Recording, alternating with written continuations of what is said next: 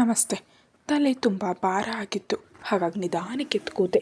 ತಲೆ ಹಿಡ್ಕೊಂಡು ಸುತ್ತ ನೋಡಿದೆ. ಏನೋ ಹೊಸದಾಗಿ ವಿಚಿತ್ರವಾಗಿ ಅನ್ನಿಸ್ತು. ನಾನು ಎಲ್ಲಿದ್ದೀನಿ ಅಂತ ಅರ್ಥ ಆಗದೆ ಕಣ್ಣು ತಿಕ್ಕೊಂಡು ಮತ್ತೆ ಸುತ್ತಲೂ ನೋಡಿದೆ. ಅದು 5 ಸ್ಟಾರ್ ಹೋಟೆಲ್ ಅಲ್ಲ, ಬಹುಶಃ 10 ಸ್ಟಾರ್ ಹೋಟೆಲ್ಗಿಂತಲೂ ಸುಂದರವಾದ room. Black and white interior design ಜೊತೆ ರೂಮಿಗೆ ತಕ್ಕಂಥ ಸುಂದರ ಫರ್ನಿಚರ್ ಇತ್ತು. ಆಗ ನನಗೆ ಗೊತ್ತಾಯಿತು ನಾನು ಏನು ಮಾಡ್ತಾ ಇದ್ದೆ ಅಂತ. ನಾನು ಇಲ್ಲಿಗೆ ಹೇಗೆ ಬಂದೆ ಅಂತ ಯೋಚಿಸೋದನ್ನು ಬಿಟ್ಟು ಹುಚ್ಚಿ ಹಾಗೆ ಸುತ್ತ ನೋಡ್ತಿದ್ದ ನನಗೆ ನಾನು ನಿಧಾನಕ್ಕೆ ತಲೆ ಮೇಲೆ ಒಂದು ಏಟು ಹೊಡ್ಕೊಂಡು ಕುತ್ತಿಗೆಯವರೆಗೂ ಹೊತ್ಕೊಂಡಿದ್ದ ಹೊದಿಕೆ ಜಾರಿದಾಗ ನಾನು ಆಫೀಸ್ನಲ್ಲಿ ಇರೋದು ಹೇಗೆ, ಇಲ್ಲಿಗೆ ಹೇಗೆ ಬಂದೆ ಅಂತ ನೆನಪು ಮಾಡ್ಕೊಳ್ಳೋಕೆ ಪ್ರಯತ್ನಿಸಿದೆ.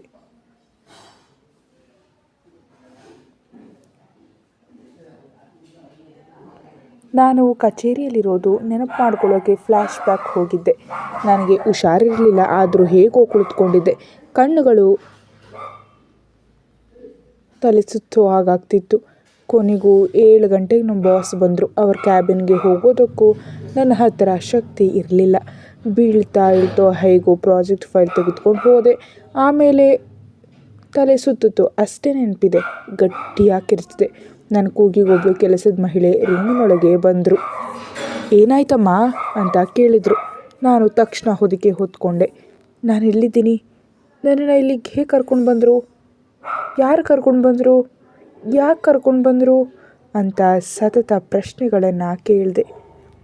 ಆ ಮಹಿಳೆಗೆ ನನ್ನ ಮಾತುಗಳು ಅರ್ಥ ಆಗದೇ ಇರೋ ಹಾಗೆ ನನ್ನನ್ನೇ ಗೊಂದಲದಿಂದ ನೋಡ್ತಾ ನಿಂತಿದ್ರು. ನಾನು ಇಲ್ಲಿಗೆ ಹೇಗೆ ಬಂದೆ? ಯಾರು ನನ್ನನ್ನು ಇಲ್ಲಿ ಕರ್ಕೊಂಡು ಬಂದರು ಅಂತ ನಾನು ಮತ್ತೆ ನಿಧಾನವಾಗಿ ಕೇಳಿದೆ.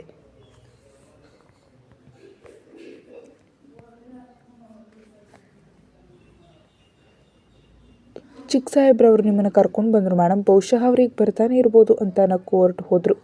ಯಾರಪ್ಪ ಇವರು ನನ್ನನ್ನು ಕಿಡ್ನಾಪ್ ಮಾಡಿಲ್ಲ ತಾನೇ ಅಂತ ತುಂಬ ಗಂಭೀರವಾಗಿ ಯೋಚಿಸ್ತಿದ್ದಾಗ ರೂಮಿನ ಬಾಗಿಲು ತೆರೆದುಕೊಂಡಿತು. ಆವಾಗಲೇ ಒಬ್ಬ ವ್ಯಕ್ತಿ ಬಂದರು. ಬಾಗಿಲು ಮುಚ್ಚಿ ನನ್ನ ಕಡೆ ನೋಡಿದ್ರು. ನನ್ನ ಕಣ್ಣುಗಳು ಕೋಳಿ ಮೊಟ್ಟೆಗಳ ಹಾಗೆ ದೊಡ್ಡದಾಗಿದ್ದವು. ಬಂದಿದ್ದು ಬೇರೆ ಯಾರೂ ಅಲ್ಲ, ನನ್ನ ಪಾಲಿಗೆ ರಾಕ್ಷಸ ಆಗಿರೋ ಮಿಸ್ಟರ್ ಅಗಸ್ತ್ಯ ಚಕ್ರವರ್ತಿ. ಅವರು ವರ್ಕೌಟ್ ಮಾಡಿ ಬಂದ ಹಾಗೆ ಆಯಾಸಗೊಂಡಂತೆ ಕಾಣ್ತಾ ಇದ್ರು. ಅವರ ದೇಹದ ಮೇಲೆ ಬೆವರು ಹನಿಗಳು ಮುತ್ತುಗಳ ಹಾಗೆ ಹೊಳಿತಿದ್ವು. ಅಂದ್ಕೊಳ್ಬಾರ್ದು, ಆದರೆ ಯಾಕಪ್ಪ ಇಷ್ಟು ಸುಂದರವಾಗಿದೆಯಾ ಅಂತ ಶರ್ಟ್ ಇಲ್ಲದೆ ಇರೋದನ್ನು ನೋಡಿ ಬಾಯಿ ತೆಗೆದು ನೋಡ್ತಾ ಇದ್ದೆ. ನನ್ನನ್ನು ಗಮನಿಸಿದೆ. ವಾಶ್ರೂಮ್ಗೆ ಹೋಗ್ಬಿಟ್ರು. ಆಗ ನನಗೆ ಪ್ರಜ್ಞೆ ಬಂದು ತಕ್ಷಣ ನನ್ನ ಬಾಯಿಯನ್ನು ಮುಚ್ಚಿಕೊಂಡೆ. ನಮ್ಮ ಆಫೀಸ್ನಲ್ಲಿ ಬಾಸ್ಗೆ ಎಷ್ಟು ಹೆಣ್ಮಕ್ಳು ಫ್ಯಾನ್ ಫಾಲೋಯಿಂಗ್ ಇದೆ ಅಂದರೆ ಇದೇ ಕಾರಣ ಇರ್ಬೋದು. ಸ್ವಲ್ಪ ಹೊತ್ತಿನ ನಂತರ ಟವಲ್ನಿಂದ ಮುಖ ಒರೆಸ್ಕೊಳ್ಳುತ್ತಾ ಹೊರಗಡೆ ಬಂದರು. ನನ್ನ ಕಡೆ ಅದೇ ರೀತಿ ನೋಡಿದ್ರು. ನನ್ನ ದೇಹದ ಮೇಲೆ ಅವರ ಶರ್ಟ್ ಇದೆ ಅನ್ನೋದು ನೆನಪಾಗಿ ಸರ್ ಅಂತ ನಿಧಾನವಾಗಿ ಕರೆದೆ. ಅವರಿಗೆ ಅಂದರೆ ನನಗಿದ್ದ ಭಯದಿಂದ ಮಾತು ಹೊರಗಡೆ ಬರಲಿಲ್ಲ. ಸೋಫಾದ ಮೇಲೆ ಕೂತು ಕಾಲಿನ ಮೇಲೆ ಕಾಲು ಹಾಕಿ ಕೂತು ಟೀಪಾಯ್ ಮೇಲಿದ್ದ ಬಿಸ್ನೆಸ್ ಮ್ಯಾಗ್ಝಿನ್ ಕೈಗೆ ತೆಗೆದುಕೊಂಡು ಅವರು ಏನು ಮಾತಾಡ್ತಿದ್ದಾಗ ಈ ಬಾರಿ ಸ್ವಲ್ಪ ಗಟ್ಟಿಯಾಗಿಯೇ ಕರೆದೆ. ಏನು ಅನ್ನುವ ಹಾಗೆ ಉಬ್ಬುಗಳನ್ನು ಇರಿಸಿ ನನ್ನ ಕಡೆ ನೋಡಿದ್ರು. ನಾನು ಇಲ್ಲಿಗೆ ಹೇಗೆ ಅಂತ ತುಂಡಾಗಿ ಕೇಳಿದೆ. ನಾನು ಹೇಳಿದ್ದು ಅರ್ಥ ಆಗದೆ ಇರೋ ಹಾಗೆ ಕಿವಿಯನ್ನು ನನ್ನ ಕಡೆ ತಿರುಗಿಸಿ ಮತ್ತೆ ಹೇಳು ಅನ್ನೋ ಹಾಗೆ ನೋಡಿದ್ರು. ಏನು ಮಾತಾಡಿದ್ರೆ ನಿಮ್ಮ ಆಸ್ತಿ ಏನಾದರೂ ಹೋಗುತ್ತಾ? ನಾನೇನು ನಿಮ್ಮ ಆಸ್ತಿ ಕದ್ದ ಹಾಗೆ ಯಾವಾಗಲೂ ಯಾಕೆ ಹೀಗೆ ಕೋಪದಿಂದ ನೋಡ್ತೀರಾ ಅಂತ ಅವರನ್ನೇ ಕೋಪದಿಂದ ನೋಡ್ತಾ, ಸರ್ ನಾನು ಇಲ್ಲಿಗೆ ಹೇಗೆ ಬಂದೆ ಅಂತ ಕೇಳಿದೆ. ನಾನೇ ಕರ್ಕೊಂಡು ಬಂದೆ ಅಂತ ಕೂಲಾಗಿ ಹೇಳಿದ್ರು. ಯಾಕೆ?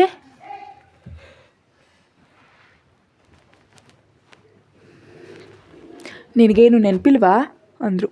ನೆನಪಿಲ್ಲ ಅನ್ನೋ ಹಾಗೆ ತಲೆ ಅಡ್ಡಡ್ಡ ಆಡಿಸುತ್ತಾ ನನ್ನ ಡ್ರೆಸ್ ಅಂತ ಕೇಳಿದೆ. ವಾಟ್ ಅಂತ ಅರ್ಥ ಆಗದೆ ಕೆಟ್ಟದಾಗಿ ಮುಖ ಮಾಡಿ ನೋಡಿದ್ರು. ನನ್ನ ಡ್ರೆಸ್ ಎಲ್ಲಿದೆ? ನಾನೇಕೆ ನಿಮ್ಮ ಡ್ರೆಸ್ ಹಾಕ್ಕೊಂಡಿದ್ದೀನಿ ಅಂತ ಕೇಳಿದೆ. ನಾನು ಮೊದಲು ಸರಿಯಾಗಿ ಗಮನಿಸಿರಲಿಲ್ಲ, ಆದರೆ ಮಿಸ್ಟರ್ ರಾಕ್ಷಸನ ಜೊತೆ ಮಾತಾಡಿದ ಮೇಲೆ ಅರ್ಥ ಆಗ್ತಿತ್ತು ನನ್ನ ದೇಹದ ಮೇಲೆ ಅವರ ಶರ್ಟ್ ಮತ್ತು ಶಾರ್ಟ್ಸ್ ಇದೆ ಅಂತ. ನನ್ನ ಡ್ರೆಸ್ ಏನಾಗಿದೆ, ಇದು ಹೇಗೆ ಬಂತು ಅಂತ ತಲೆ ಬಡಿದ್ಕೊಂಡ್ರು. ನೆನಪಾಗ್ತಿಲ್ಲ. ನಾನೇ ಪಕ್ಕಕ್ಕೆ ಎಸೆದೆ ಅಂತ ಹೇಳಿದರು. ಎಸೆದ್ರಾ? ಈ ಬಾರಿ ನನ್ನ ಧ್ವನಿ ನಡಕ್ತು. ಮನಸ್ಸು ಕೆಟ್ಟದ್ದನ್ನು ಯೋಚಿಸ್ತಿದ್ದಾಗ. ಸರ್ ಏನು ಮಾತಾಡ್ತಿದ್ದೀರಾ ಅಂತ ಭಯವನ್ನು ಮರೆಮಾಚಿ ಕೇಳಿದೆ. ಸಮಯ ಆಗ್ತಿದೆ, ಬೇಗ ಡ್ರೆಸ್ ಚೇಂಜ್ ಮಾಡ್ಕೊಂಡು ಬಾ, ಆಫೀಸ್ಗೆ ಹೋಗಬೇಕು ಅಂತ ನನ್ನ ಕಡೆ ನಿರ್ಲಕ್ಷ್ಯದಿಂದ ನೋಡಿದ್ರು. ಸರ್, ದಯವಿಟ್ಟು ನನ್ನ ಕಾಟ ಕೊಡಬೇಡಿ. ವಾಟ್ ಯು ಮೀನ್ ಅಂತ ಮುಖವನ್ನು ಕುಗ್ಗಿಸಿ ನೋಡಿದ್ರು. ನನ್ನ ಡ್ರೆಸ್ ಹೇಗೆ ಬದಲಾಯಿತು, ನಿಮ್ಮ ಶರ್ಟ್ ನನ್ನ ದೇಹದ ಮೇಲೆ ಹೇಗೆ ಬಂತು ಅಂತ ಬೆಡ್ ಹಿಡಿದು ಅಗಸ್ತ್ಯನ ಹತ್ತಿರ ಹೋದೆ. ಬದಲಾಯಿಸಿದ್ರೆ ಬದಲಾಗುತ್ತೆ. ಆಫೀಸ್ಗೆ ಯಾವಾಗ ಬರ್ತೀಯಾ ಅಥವಾ ಹೀಗೆ ಮಾತಾಡ್ತಾ ಕೂತ್ಕೊಂಡಿರ್ತೀಯಾ? ಸರ್ ಪ್ಲೀಸ್ ಹೇಳಿ ಅಂತ ಕಣ್ಣೀರಿನೊಂದಿಗೆ ಕೇಳಿದೆ. ಈಗ ಯಾಕೆ ಅಳ್ತಿದ್ಯಾ? ಕೋಪದಿಂದ ಸೋಫಾದಿಂದ ಎದ್ದು ಒಂದು ಹೆಜ್ಜೆ ಮುಂದೆ ಬಂದರು. ನೀವು ಮಾಡಿದ ಕೆಲಸಕ್ಕೆ ಅಳದೆ ಏನು ಮಾಡೋದು ಹೇಳಿ? ಹಾಂ, ಹುಷಾರಿಲ್ಲದ ಒಂಟಿ ಹುಡುಗಿ ಜೊತೆ ಹೀಗೆ ವರ್ತಿಸ್ತಿದ್ದೀರಾ? ಛೀ ಅಂತ ಮುಖ ತಿರುಗಿಸ್ಕೊಂಡೆ. ತಕ್ಷಣ ನನ್ನ ಸೊಂಟದ ಸುತ್ತ ಕೈ ಹಾಕಿ ಹತ್ತಿರ ಕೆಳಕೊಂಡು ನನ್ನ ಕೆನ್ನೆಗಳನ್ನ ಒತ್ತಿ ಹಿಡಿದು ನನ್ನ ಮುಖವನ್ನು ಅವರ ಕಡೆ ತಿರುಗಿಸಿದ್ರು. ಕೋಪದಿಂದ ಕಣ್ಣೀರಿನೊಂದಿಗೆ ಅವರ ಕಡೆ ನೋಡಿದೆ. ನನ್ನ ಕ್ಯಾರೆಕ್ಟರ್ ನಿರ್ಧಾರ ಮಾಡೋಕ್ಕೆ ನೀನ್ಯಾರು ಅಂತ ಕೆನ್ನೆ ಮೇಲೆ ಹಿಡಿತ ಜಾಸ್ತಿ ಮಾಡಿದ್ರು. ಸೊಂಟ ಅವರ ಕೈಯಲ್ಲಿ ನೋವಾಯಿತು. ನೋವು ಬಂದು ಗಟ್ಟಿಯಾಗಿ ಅತ್ತೆ, ನೀವು ಮಾಡಿದ್ದಕ್ಕೆ ಏನಂತೀರಿ? ನನ್ನನ್ನು ಮುಟ್ಟೋ ಹಕ್ಕು ನಿಮಗೆ ಯಾರು ಕೊಟ್ಟಿದ್ದು ಅಂತ ಗಟ್ಟಿಯಾಗಿಯೇ ಕೇಳಿದೆ. ತಲೆ ಸುತ್ತ ಬಿದ್ದಾಗ ಸಹಾಯ ಮಾಡಿದೆ, ನೋಡ್ದ? ನಂದು ಬುದ್ಧಿ ಕಡಿಮೆ. ಛೇ, ನಿನ್ನ ಕ್ಯಾರೆಕ್ಟರ್ ಅಷ್ಟೇ ಅಂತ ಅಸಹ್ಯದಿಂದ ನನ್ನ ಬಿಟ್ಟುಬಿಟ್ರು. ಅವರು ಏನು ಮಾತಾಡಿದ್ರು ಅಂತ ನನಗೆ ಅರ್ಥ ಆಗಲಿಲ್ಲ. ಆದರೆ ಅವರು ಅಂದು ಮಾತುಗಳು ಮಾತ್ರ ನನಗೆ ತುಂಬ ನೋವು ಕೊಟ್ಟವು.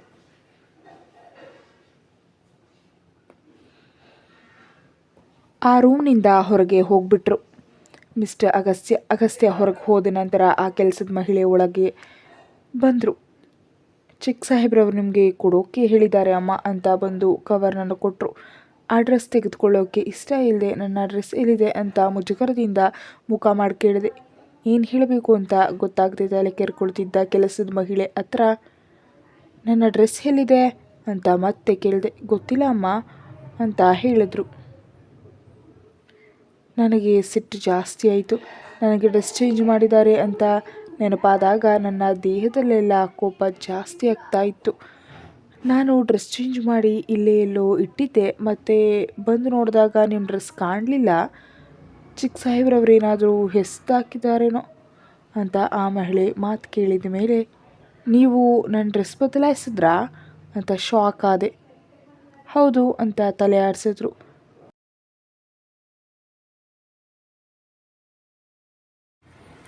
ಓ, ಮಿಸ್ಟರ್ ದೂರ್ವಾಸ ಮುನಿಯವರಿಗೆ ಯಾಕಿಷ್ಟು ಕೋಪ ಬಂತು ಅಂತ ನನಗೆ ಅರ್ಥ ಆಗೋಯಿತು. ಅಸಲಿಗೆ ಏನಾಯಿತು ಅಂತ ನಾನು ಕೇಳಿದೆ. ನಿಮ್ಮನ್ನು ಚಿಕ್ಕ ಸಾಹೇಬ್ರವ್ರ ಮನೆಗೆ ಕರ್ಕೊಂಡು ಬಂದರು ಅಮ್ಮ. ನೀವು ಕಣ್ಣು ತೆರೆದಿರಲಿಲ್ಲ. ಡಾಕ್ಟರ್ ಬಂದು ಚೆಕ್ ಮಾಡಿದ್ರು. ಆಮೇಲೆ ನಿಮಗೆ ಸೂಫ್ ಮಾಡಿಕೊಂಡು ಬರೋಕ್ಕೆ ಚಿಕ್ಕ ಸಾಹೇಬರು ಹೇಳಿದರು. ಆಮೇಲೆ ಸೂಫ್ ಕುಡಿಸ್ತಿದ್ದಾಗ ನೀವು ಎಲ್ಲ ಅದರ ಮೇಲೆ ಚೆಲ್ಕೊಂಡ್ರಂತೆ. ಡ್ರೆಸ್ ಚೇಂಜ್ ಮಾಡೋಕೆ ಹೇಳಿ ಅವರು ಹೊರಗೆ ಹೋದರು. ಇಲ್ಲಿ ಬೇರೆ ಬಟ್ಟೆಗಳಿಲ್ಲದೆ ಅವರ ಬಟ್ಟೆಯೇ ಹಾಕಬೇಕಾಯ್ತು ನಿಮಗೆ ಅಂತ ಕೆಲಸದ ಮಹಿಳೆ ಸ್ಪಷ್ಟವಾಗಿ ಹೇಳಿದರು. 2 ಕೈಗಳನ್ನು ತಲೆ ಮೇಲೆ ಇಟ್ಕೊಂಡು ಬೇಸರದಿಂದ ಕುಳಿತುಕೊಂಡೆ.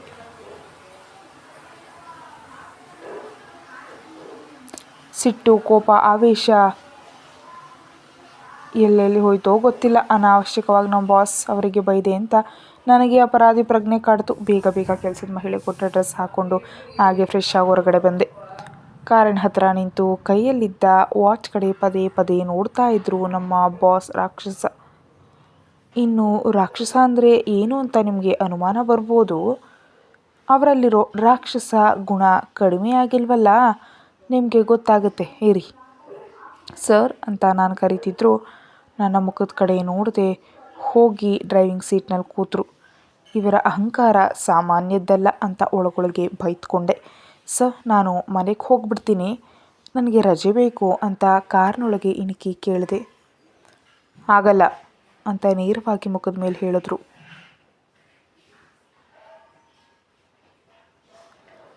ಕೋಪದಿಂದ ಕಾರ್ನೊಳಗೆ ಕೂತೆ. ಅಲ್ಲಿಂದ ಆಫೀಸ್ಗೆ ಕರ್ಕೊಂಡು ಹೋದರು.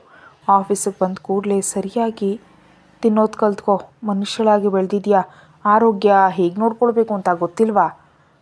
ಇನ್ನೊಂದು 4 ದಿನ ಹೀಗೆ ತಿಂದೇ ಇರೋದನ್ನು ಮುಂದುವರಿಸಿದ್ರೆ ಬೆಡ್ಗೆ ಪರ್ಮನೆಂಟಾಗಿ ಅಂಟ್ಕೊಳ್ತೀಯಾ ಅಂತ ಮುಖವನ್ನು ಅಸಹ್ಯವಾಗಿ ಮಾಡಿ ನನ್ನ ಕಡೆ ನೋಡಿದ್ರು.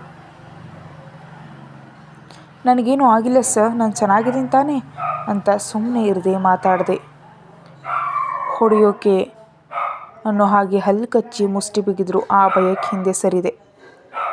ಹೋಗೊಳಗೆ ಈ ಬಾರಿ ಕೋಪದಿಂದ ಗದರಿದ್ರು. ಸರ್ ರಜೆ ಅಂತ ಮತ್ತೆ ಒಂದು ಬಾರಿ ಕೇಳಿದೆ. ನಿಮ್ಮ ಕೆಲಸ ಮುಗಿಸ್ಬಿಟ್ಟು ಹೋಗು ಅಂತ ಹೇಳಿದ್ರು ಆ ರಾಕ್ಷಸ. ಕೋಪ ಬರ್ತಿದ್ರು ಅದನ್ನು ನಿಯಂತ್ರಿಸ್ಕೊಂಡು ಕಾರಿಳಿದೆ. ಸಿಟ್ಟಿನಿಂದ ಕಾರ್ ಡೋರ್ ಮುಚ್ತಿದ್ದಾಗ ಸರ್ ನನ್ನ ಫೋನ್ ಪರ್ಸ್ ಅಂತ ತಕ್ಷಣ ಹಿಂದಕ್ಕೆ ತಿರುಗಿ ನೋಡಿದೆ. ಐ ಡೋಂಟ್ ನೋ ಅಂತ ಹೇಳಿ ಇನ್ನೊಂದು ಕ್ಷಣವೂ ನಿಲ್ಲದೆ ಕಾರ್ ಸ್ಟಾರ್ಟ್ ಮಾಡ್ಕೊಂಡು ಹೋಗ್ಬಿಟ್ರು. ಕೋಪದಿಂದ ಕಾಲಿನ ನೆಲವನ್ನು ಜೋರಾಗಿ ಒದ್ದೆ. ಕೊನೆಗೆ ನನ್ನ ಕಾಲು ನೋವು ಬಂದಾಗ ಒಳಗೆ ನಡೆದೆ. ಕಾಲು ಎಳೆಯುತ್ತಾ ಹೊಟ್ಟೆಯಲ್ಲಿ ಇಲಿಗಳು ಅಲ್ಲ ಕುದುರೆಗಳೇ ಓಡ್ತಿದ್ದಾಗಿತ್ತು. ನಮ್ಮ ಬಾಸ್ ಹೇಳಿದ ಮಾತು ನೆನಪಾಗಿ ಮತ್ತೆ ನಾನು ಬೆಡ್ ಮೇಲೆ ಬಿದ್ದರೆ ನಮ್ಮ ಡ್ಯಾಡಿ ಯಾರು ನೋಡ್ಕೊಳ್ತಾರೆ ಅಂತ ಭಯ ಆಗಿ ತಕ್ಷಣ ಕ್ಯಾಂಟೀನ್ಗೆ ಓಡಿದೆ. ಹೊಟ್ಟೆ ತುಂಬುವಷ್ಟು ಶಕ್ತಿ ಬರುವಷ್ಟು ತಿಂದು ಕೆಲಸಕ್ಕೆ ಕೂತೆ. ಮಧ್ಯಾಹ್ನಕ್ಕೆ ನನ್ನ ಕೆಲಸ ಮುಗಿಸಿ ನಮ್ಮ ಬಾಸ್ಗೆ ಕಾಯ್ತಾ ಇದ್ದರೆ ಅವರು ಬರಲೇ ಇಲ್ಲ. ನನ್ನ ಫೋನ್ ಮತ್ತು ಪರ್ಸ್ ಅವರ ಮನೆಯಲ್ಲಿದೆ. ಬೇಜಾರಾಗಿ ಮಧ್ಯಾಹ್ನವೇ ಮನೆಗೆ ಬಂದೆ. ಅನುಮತಿ ಕೂಡ ತೆಗೆದುಕೊಳ್ಳದೆ.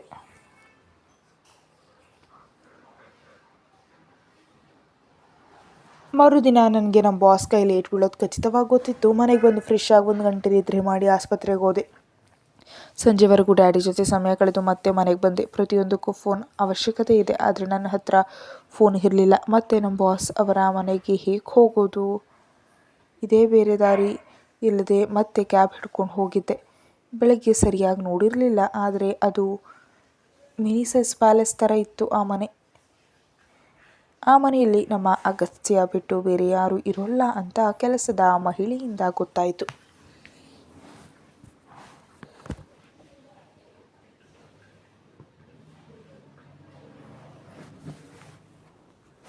ಅವರ ಕುಟುಂಬದವರೆಲ್ಲ ಬೇರೆ ಮನೆಯಲ್ಲಿರ್ತಾರಂತೆ. ರಿಫ್ರೆಶ್ ಆಗೋಕೆ ನಮ್ಮ ಬಾಸ್ ಇಲ್ಲಿಗೆ ಬರ್ತಾರಂತೆ. ಕೆಲಸದ ಮಹಿಳೆಗೆ ಹೇಳಿ ನನ್ನ ಪರ್ಸ್ ಮತ್ತು ಫೋನ್ ತರೋಕೆ ಅಂತ ಅಗತ್ಯ ಅವ್ರ ರೂಮಿಗೆ ಹೋದೆ.